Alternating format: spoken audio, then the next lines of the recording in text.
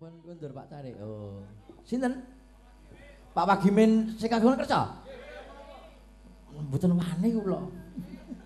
Lah nek menawi kersa Pak Lik, monggo Pak Lik, pinarak mriki Pak Lik, monggo. Mboten napa-napa wong dasare tese niki pun keluarga kabeh kok tese lenggah kok monggo. Sepote Mas kaya ngapa? Ya.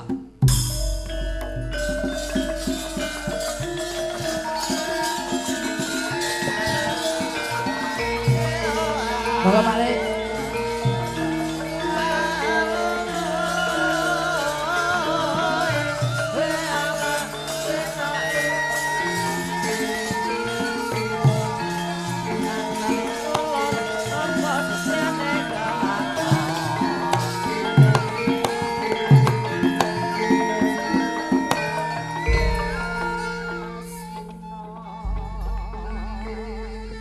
Lho kinten nek panjenengane Pak Lek Wagimin pun sare wau jebul sih lenggah mongko mboten saya sampun anu wonten miki mik Mas nggih goleke weles nggih tanjake mbayar lunas ngoyo-ngoyo kok tinggal sare ning biasane nek sing kagungan kersa niku kok nganti sakyah keten kok dereng sare, dereng rehat niku biasane sok arep bonusi. Dadi nyepake. Nyepake dadi mesake Mas Greng tak tambane. Mboten saokeh-okeh. Sampun wonten mik, monggo. Monggo Pak Lik. Matur sembah nyuwun pangapunten dalem sak kanca Greng Grup. Napa lagune badhe paring pasumbang lagu napa? Nun? Mboten sah. Oh, mboten. Oh, anu to. Nggih, mboten napa-napa. Wah, bareng kula bareng ngandhake nomor kula terus miss call pirang-pirang. Nggih. Sik niki ngaten, pekarepane panjenengane Pak Lek Wagimin niku lagu sing mat-matan. Lagu lawas niki kula aturi lagu nganu lawas tapi digarap cara anyar lagune apa Le apa Mas yen ing tawang cocok nggih wani ra yen ing tawang oke nek ra yen ing tawang kuwi apa kuwi ya kena terus kelinci ya kena yo suwunke sapa manut Mbak Sinta ya kena. Sing ndi ya? Sing ndi? Manut sing lawas.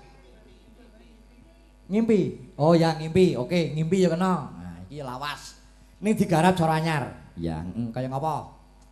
Suwunke Mbak Sinta, ya kok dioper-operke.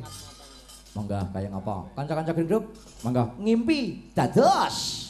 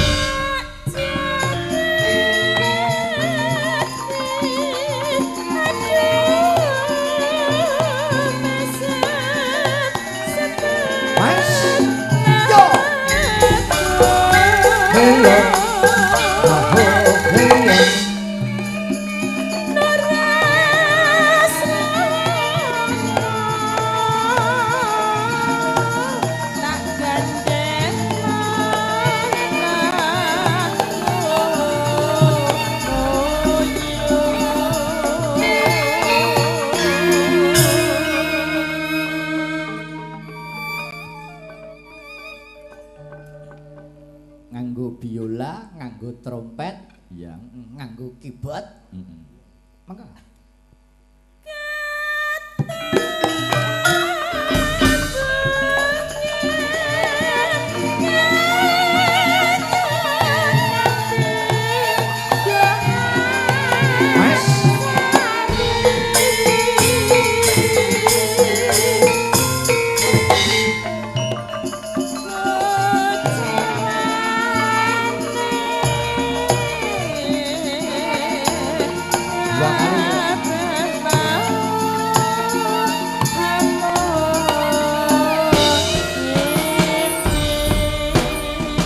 Mbak Indah.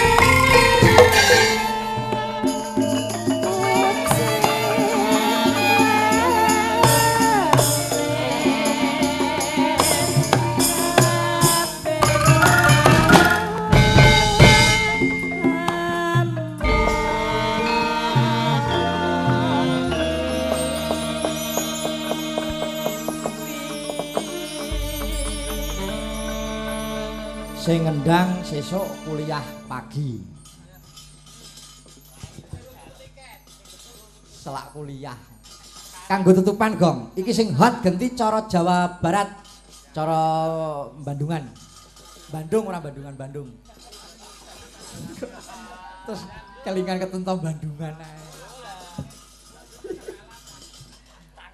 Engko sasi ngarep ning Bandungan. Aduh bungai. Anggere mudhun kobis ngono kuwi terus terus ura. Bandungan iki apa tuh? Bandungan Semarang kuwi lho. Ra awake dhewe karo kanca-kanca rak wis bola-bali ning Bandungan. Wis tak titeni pokoke anggere mudhun kobis jlup. Ora kok kanca-kanca ki leren sik ning nggon transit ngono ki ora. Langsung busuk.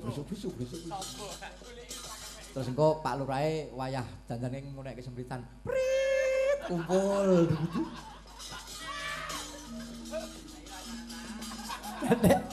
Jane apik kanca-kanca kompak. Dadi nek rusak iki rusak kabeh. Iki nek alim iki alim kabeh. Bajing loncat. Bareng ora apa-apa. Nek siji-siji ndak meri. Wis saya adem. Iki mu Bunda wis BBM. Ndang mantuk ya.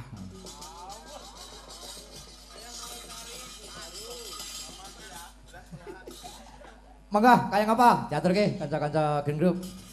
Bajing loncat, ya bajing loncat kanggo tutupan. Engko ndang kurang 5 menit engkas bar. Lakone cendak ora dawa, sing penting wahyune rak wis ditampa karo nganten lanang mung karek apa kuwi sae resmine dhaup karo pergiwa. Jadi mung kare nemu kabagyan kamulyan wahyu katentreman sakinatul qalbi. Mangga bajing loncat kanca-kanca Gen Group dados.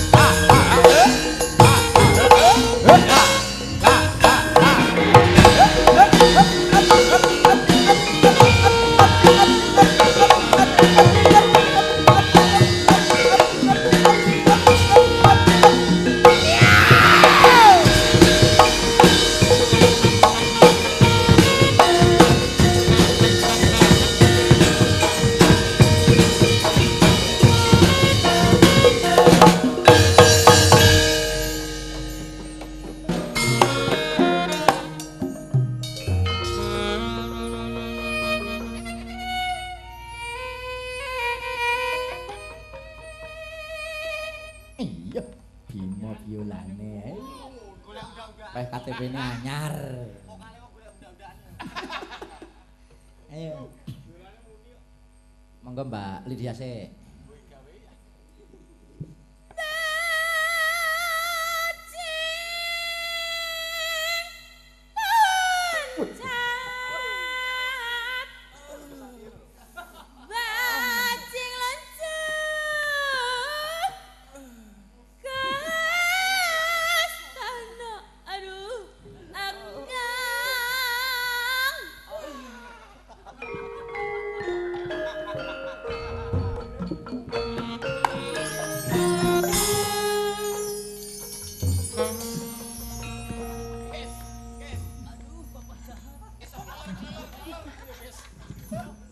Pikirane kok dengeres. Iki padahal Lydia iki mung biasa-biasa wae lho. Biasa sing ngrungokne kuwi. Ya nduk Lid. Kok Lid silit apa Lid? Lydia kan celukane Lid ngono. Padahal sampean ya biasa-biasa wae Dik ya. Lagi biasa wis kaya ngono terus nek sampean terus bar kuwi tukang syuting terus nubruk. Anak buah Mas Supri. Anak buah Genta. Mangga. Abdi lebat. Oh. Narasan dadi ancana.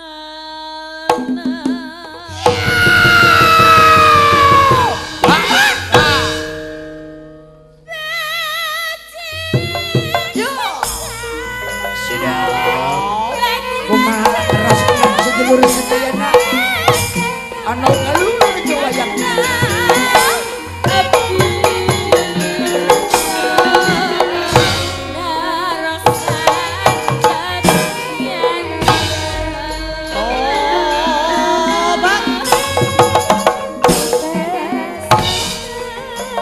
apa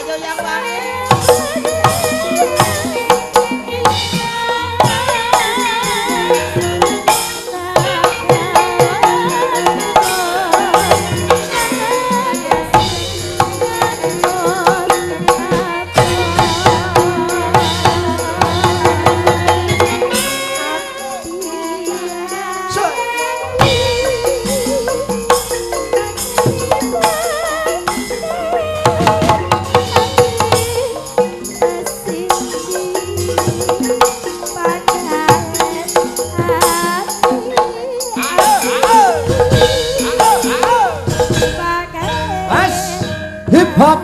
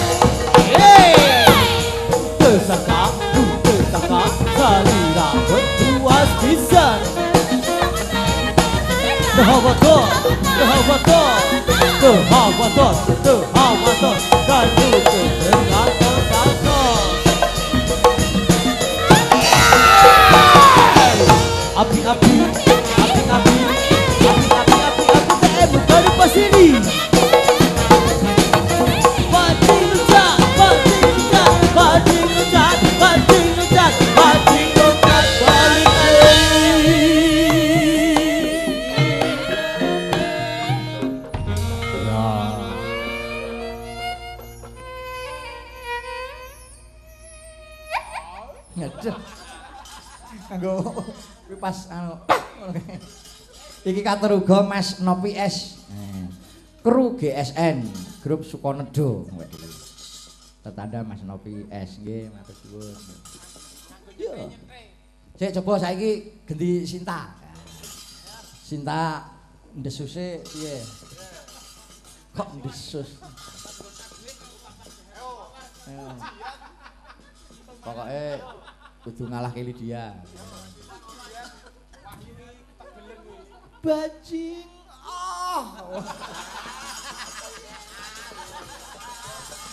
jadi kata-katane iki ditinggalke sing penting iki mung ae. Sing ngenyek ki Wahyu ki lho. Iya. Jare ngowos iki. Urung sida bajing loncat ngisor wis pos. Ngece ngene jek peret kok ngene kae. Waduh. Suarane yo. Ora toto. Ora tata. Ngono mau ya njaluk nomor WA aku. Badah. Ora apa-apa, WA-mu engko lebokno WA aku ora apa-apa. Sik. Piye to? Wahyu Njaluk nomor WA aku. Wahyu njaluk nomor WA. WhatsApp. Heeh, Mbakmu. WhatsAppku. Lah ya engko WA-mu lebokno WA aku ora apa-apa. Wo, yang awas tenan. Nomere lho, Bos. Lah ya mulo digenake maksudnya iki WA-ne Wahyu dilebokke ning WA-mu. Lah ya WA-mu lebokno WA aku ngono to. Oh, melu edan kabeh. Ya. Ayo. Allah Akbar. Ayo.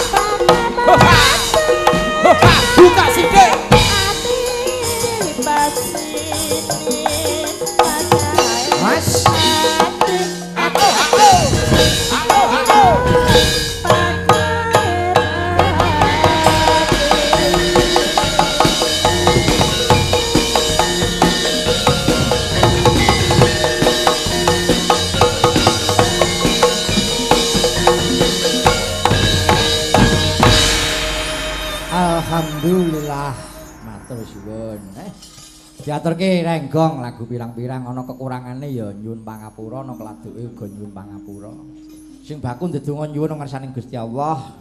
Temanten sarimbit Mas Hermawan Putra Sutrisno sarjana teknik pertambangan. Kasembadan boyong Mbak Saleha Yaumil Sarah sarjana ekonomi. Antuk wahyuning Gusti Allah, wahyuning jodoh dadi keluarga sing tentrem, mukti, wibawan, mulya, rahayu wilujeng nir ing sambekala mangke kabegjaning Gusti Allah. Amin Allahumma. Ugi menyanipun Bapak Wagimin dalasan Ibu Ngatiatun sarjana pendidikan sak paripurnane anggone kagungan kersa sak keluarga tansah manggih rahayu wilujeng nir ing sambekala. Tansah pinaringan sehat, awet momong anak putu, rejeki banyu mili, rejeki sempulur, barokah saka Gusti Allah. Amin Allahumma. Sukses sugi kabegjan kamulyan katur sedulur-sedulur kula ingkang wonten Marareja, Sambi Dhuwur, Tanon, Sragen sedaya kemawon. Kula dongake rejekine lancar, barokah saking Gusti Allah. Amin Allahumma. Lain waktu ketemu meneh renggong rampungke pakaryan. Salam sukses untuk kita semua.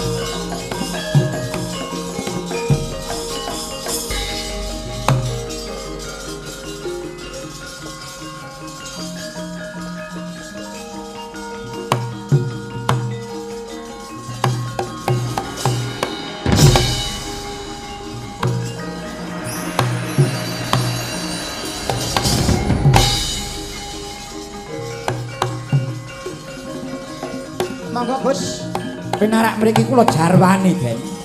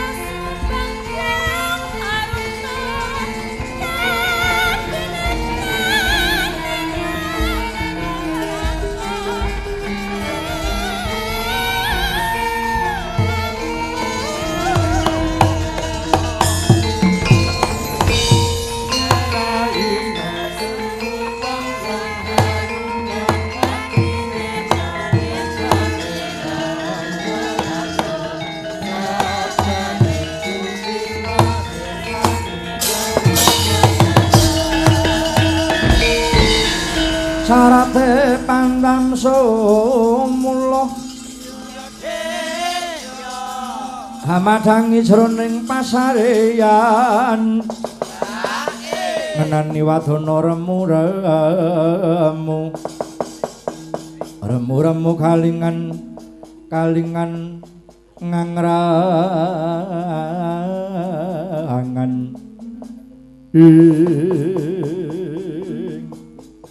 Gus Ndara Gatotkaca Wa Semar piye wae? Kula badhe matur Gus Den. Panodi pacoban tumraping titah niku mesti disandang. Wa husna kalifaun ana minal ladunya urip teng donya sing sarwa kebak akeh ing godha pangrencana. Sampeyan ditodi karo Gusti ingkang akarya loka kaprawiran kawasisan manteping sir budi cipta rasa sampeyan hubungane karo gegayuhan kelakon lan boten niku dibalekke teng sampeyan. Napa sampeyan ora krasa nek sampeyan niku dadi satreng negara sing pun piniji? Lire piniji kepiye? Sampeyan kuat nampa wahyuning dewa, wahyuning katentreman winastan wahyu. Kabagyan kamulyan manjing dados keluarga ingkang sakinah mawaddah warahmah. Niku tandane kembang Dewa Retna sing mapan wonten sumping talingan kiring sampeyan Gus. Manggrayangi Den.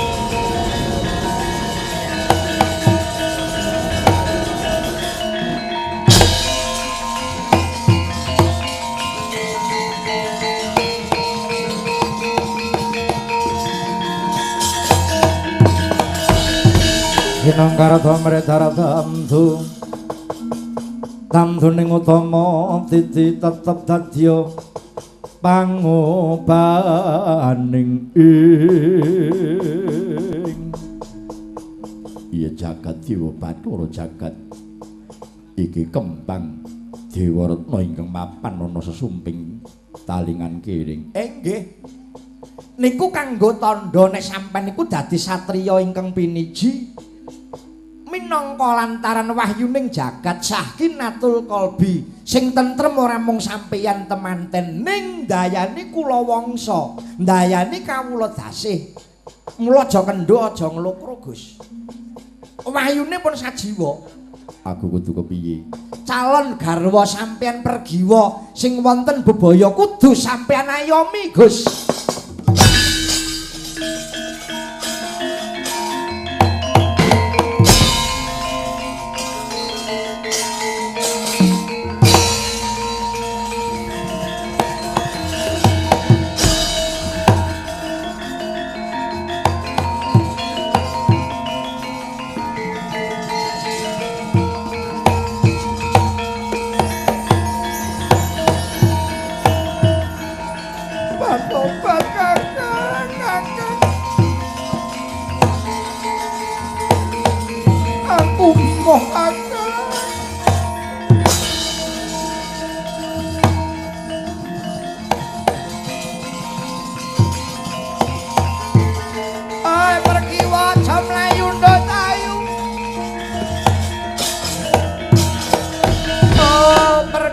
Sayangku kowe aja mlayu nduk Cahayu manuta tak boyong ana Ngastina dadi garwane pun Kakang kowe njaluk apa tak turuti nduk Cahayu pergi wa sayangku aja mlayu nduk oh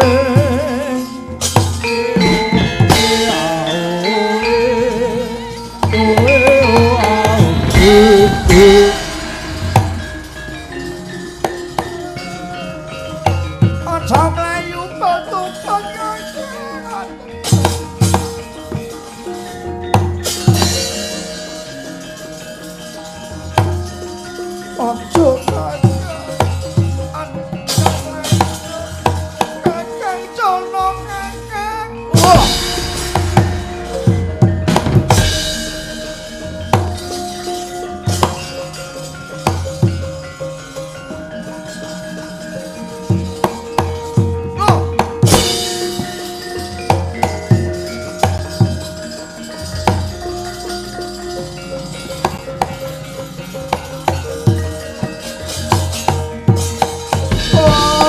Gatotkaca ganggu gawe pun kakang anggon pakalanton asmara. Anak ratu sing ora duwe tata krama. Wah aku lho rampungke kowe.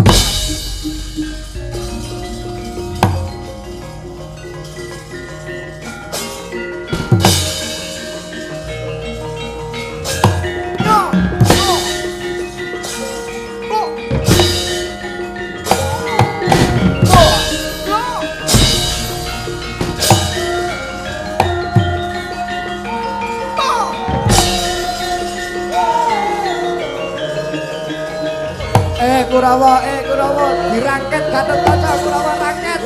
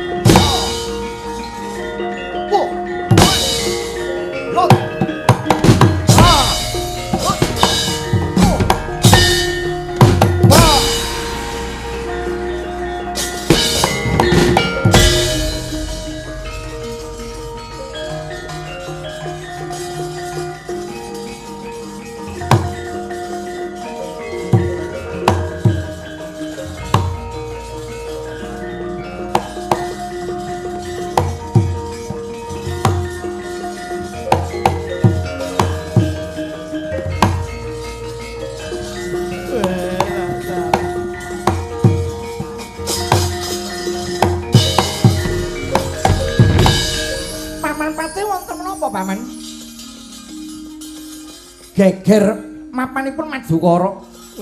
Nyuwun pangapunten Siniwun Ndarawati. Estunipun Madukara menika rak badhe wonten kepiyakan dhawuhing temanten. Putu kula Lesmana Mandrakumara dhawuh kaliyan Pragiwa. Lajeng dereng kelampahan dhawuh malah wonten nom-noman ingkang damel tintrim, damel gegering swasana. Sinten? Kula mboten saged matur. Sinten paman? Putu kula Gatotkaca. Wah.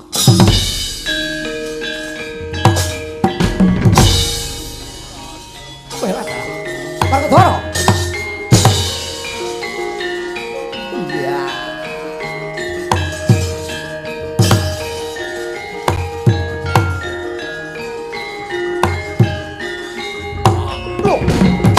Omong.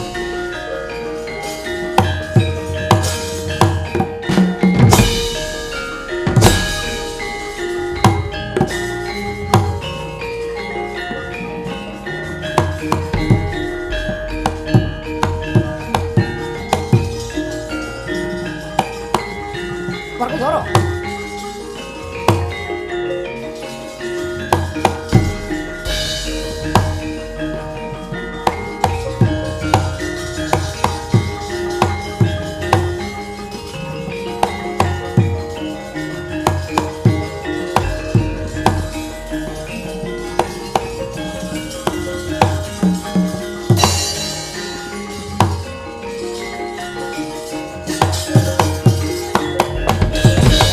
Werkudara Ucana, putramu Gatotkaca Werkudara.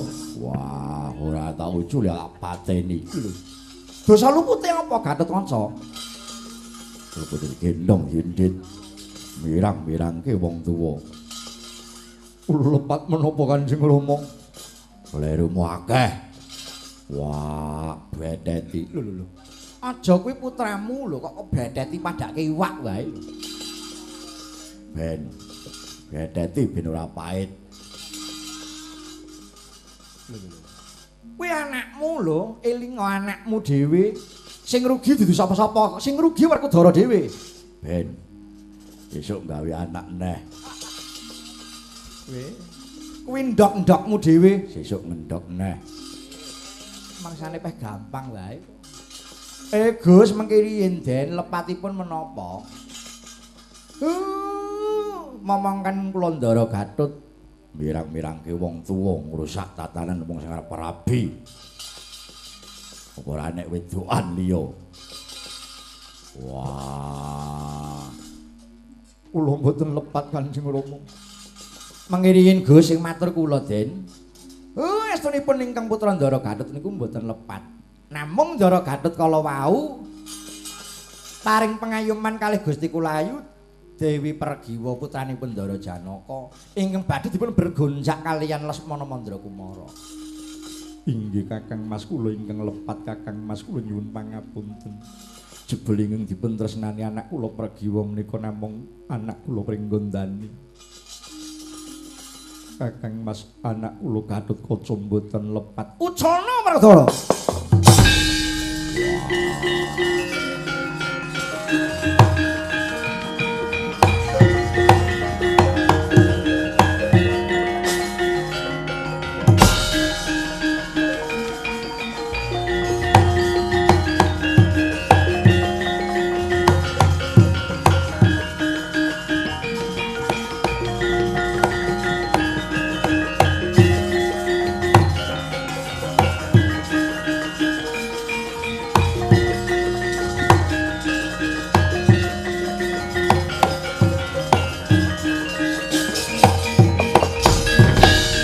Dhisik larahe piye Janaka? Lara-larahe kepiye? Inggih. Kula ingkang lepat. Mboten nyana wedal sak mangke kasok katresnanipun anak kula Pregiwa mboten wonten sanes namung kaliyan anak kula Pringgondanipun Gatut Kaca. Gatut Kaca ingkang ugi tresna kaliyan anak kula Pregiwa. Lah, gandeng pun bocah padha bocahe wis padha tresna. Kula barengke sinuwun Ndarawati pripun? Perkudara? Iya piye? Ternyata tiba-tiba. Ya ini kok ternyata. Putramu tresna kelawan Pregiwa, wong Pregiwa ya tresna kelawan Gatut Kaca. Mung kari wong tuwa kepiye? Janaka? Inggih kula namung ndederek. Perkudara? Aku sing ora mathuk. Lho, ora mathuk. Putramu padha tresnani lho. Tentreming putramu Gatut Kaca kuwi mung sesandingan kelawan Pregiwa. Aku gelem ning ana syarate. Apa syarate? Aku njaluk pitukon pusaka Kyai Kalanada. Sing njaluk pitukon kuwi kudune saka nganten putri ora nganten lanang. Gelem ngono ora gelem ya wis. Anakku tak goleke wedokan liya. Lho, wis ta. Atau gampang men. Padake apa?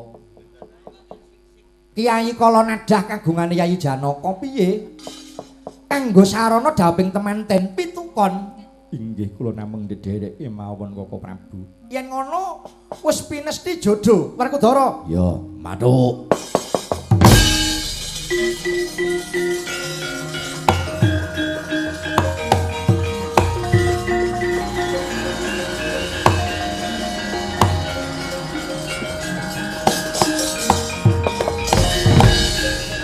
Kula nderek nyekseni Gus sinuwun Ndarawati, Ndara Werkudara, Ndara Janaka. Momongan kula Ndara Gatut ingkang sampun kasembadan dhawuh kaliyan Gusti Kulayu Dewi Pergiwa tandha bukti katarimah panyuwunipun. Gusti Allah ingkang ngijini minangka jodho. Mongko nyatanipun kula tingali kala wau wonten swara gumuruh ing antariksa kanggo tandha paseksen bilih wahyuning dewa wahyuning jagat mbabar ing Madyapada tinampi temanten kekalih Kakang Semar ya panyuwun kula ugi Gus wahyuning jagat kala wau ndayanana ugi dhateng temanten sarimbit panjenenganipun Mas Hirmawan Putra Sutrisna sarjana teknik pertambangan ugi Mbak Ayu Rara Saleka Yaumil Sarah sarjana ekonomi. Ing sampun sarangan gebir wonten madyaning bebrayan gedhe nampi wahyuning Gusti Allah atut runtut ngantos kaken-kaken ninen nantuk wahyuning jodho tetep dados keluarga ingkang sakinah mawaddah warahmah. Amin Allahumma. Ugi ndayani dhateng keluarga ageng nyenipun Bapak Pagimin dalasan Ibu Ngatiatun sarjana pendidikan sak keluarga. Sak paripurnanipun anggenipun kagungan kersa tansah mangke kabegjan kamulyan laretusing batin. tansah pinaringan seger kewarasan, sehat walafiat, awet anggenipun momong putra wayah, rejeki banyu mili, barokah sak keluarga. Amin amin Allahumma amin. Dayanan ugi dateng sedaya para gugung wonten ing Marareja, Sambi Dhuwur, Tanon, Sragen, Jawa Tengah. Sedaya kemawon nampi wahyuning Gusti Allah. Amin Allahumma amin. Kula minangka wakil kanca rombongan Greng Grup tartamtu wonten kekiranganing samu kawis nyuwun agungi samudra kangkang sami. Panyuwun kula sanes wedal saged pinanggih malih. Selamat sing nanggap, selamat sing ditanggap, selamat sing nonton lan ngrungokke tanggapan. Amin Allahumma.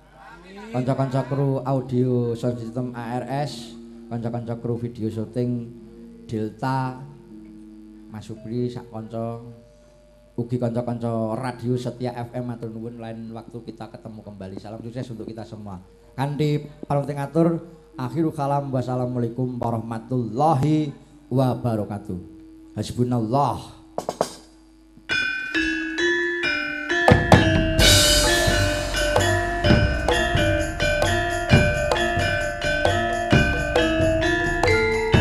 Allahumma shalli ala Muhammad.